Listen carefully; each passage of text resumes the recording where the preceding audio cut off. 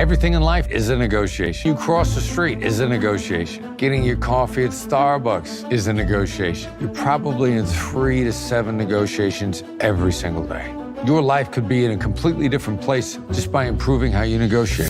En un mundo donde todo se negocia por una pantalla, aún funciona el método de un negociador del FBI.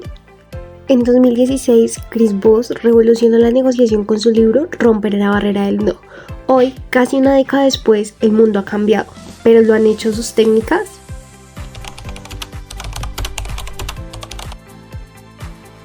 Te juegan bastante, ¿no? Porque son tus emociones las que te permiten dar respuesta a lo que está ocurriendo en tu entorno, darle una interpretación, un contexto con base a lo que tú sabes y has vivido.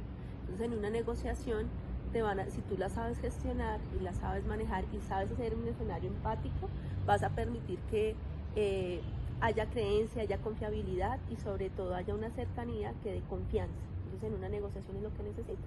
Claro, termina siendo esencial. Bueno, entornos digitales como Zoom o WhatsApp, ¿cómo cambia la forma como percibimos estas emociones? O sea, ¿cómo cambia la percepción del negociador frente al otro en cuanto a emociones? Lo que pasa es que depende de qué interpretación le esté dando a los emojis, al escrito, porque ¿qué hace la empatía? La empatía, el ser humano hace uso de algo que se llama la neurona espejo, que es lo que te permite a ti leer los gestos, leer la forma en que comunica, si está contento, si está feliz. Esa neurona es la que utilizamos para generar ese escenario empático. En el WhatsApp no estamos viendo la gesticulación, sino lo interpretamos con base a los emojis. Para ti un emoji de corazón rosado tendrá un significado, para mí otro. Entonces ese es el riesgo que se juega. ¿Qué pasa? Que a medida que lo vamos usando, pues nuestro cerebro sí se va acostumbrando a hacerlo, pero depende de que haya esa adecuada interpretación o por lo menos tengamos unos conceptos similares para lograr.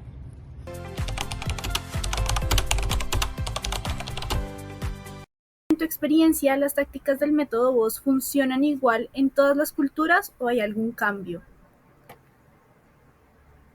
No, para nada, principalmente porque los métodos de negociación en cada cultura varían de acuerdo a la cultura en cada país. Yo ahora mismo vivo en Europa y es muy diferente cómo funcionan los negocios acá, cómo funcionan los negocios en América Latina y asimismo pues los métodos de negociación principalmente.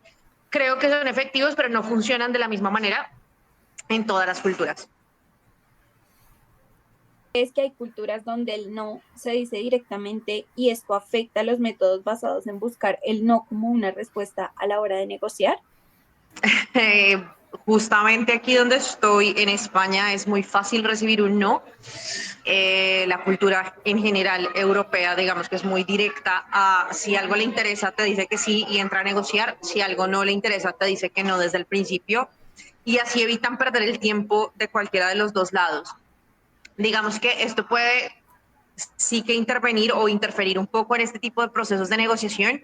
Yo creo que lo importante es entender qué es lo que queremos que nos digan que no para poder avanzar con la negociación y también tener claro cuando un no se refiere, digamos, a una finalización del proceso. Es que este tipo de técnicas se pueden adaptar como etiquetar emociones o en contextos más formales o jerárquicos. ¿Uno podría adaptar alguna técnica?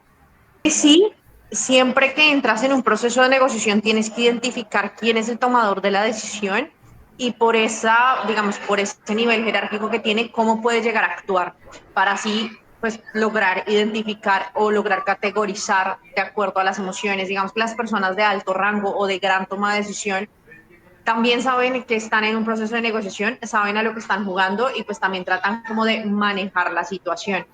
Pero sí lo puedes hacer, los puedes identificar y puedes de ahí generar herramientas y controlar tú el proceso de negociación. ¿Qué consejo le darías a alguien que quiera aplicar el método Voss en una negociación internacional, alguien que de pronto hasta ahora está dando sus primeros pasos en la negociación y que es pues principiante?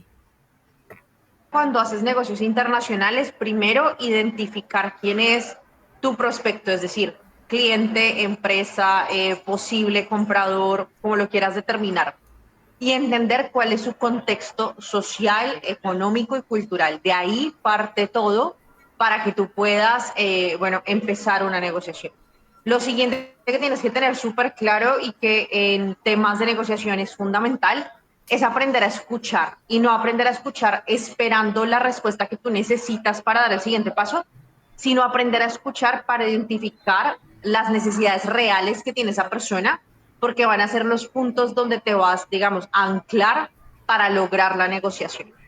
Y lo siguiente es también saber cuándo retirarte. En un buen proceso de negociación hay que saber cuando un no es un no definitivo o cuando un no es un se pueden evaluar opciones. Preguntar mucho te va a servir como herramienta y lo otro es, digamos que, hacer sentir a la persona con la que estás negociando que muchas de las decisiones que se están tomando las está tomando él, aunque en realidad seas tú quien está conduciendo la negociación a ese punto. Eso es importante.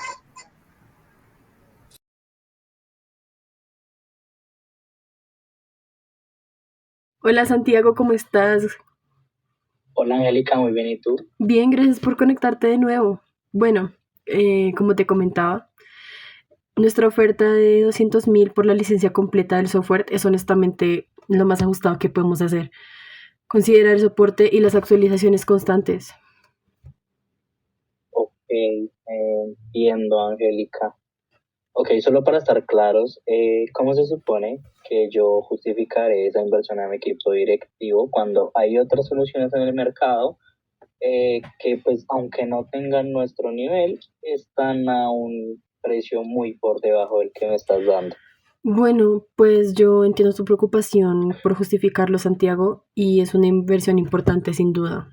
¿Qué hace que 200.000 te parezca tan alto? Bueno, Angélica, la verdad es que el presupuesto que teníamos asignado para esta integración y el retorno de la inversión que proyectamos con otros proveedores no se alinea con esta cifra. Debo decirte que es un salto muy considerable. Bueno, pues no se alinea con esa cifra. Entonces parece que la cifra actual está completamente fuera de su rango de lo que se podría considerar.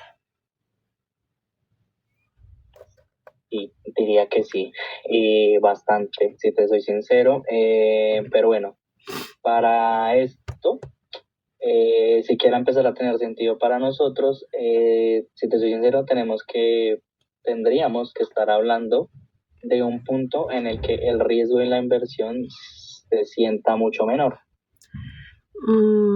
Bueno, parece que te sientes inseguro con el riesgo percibido en esta cifra, ¿verdad?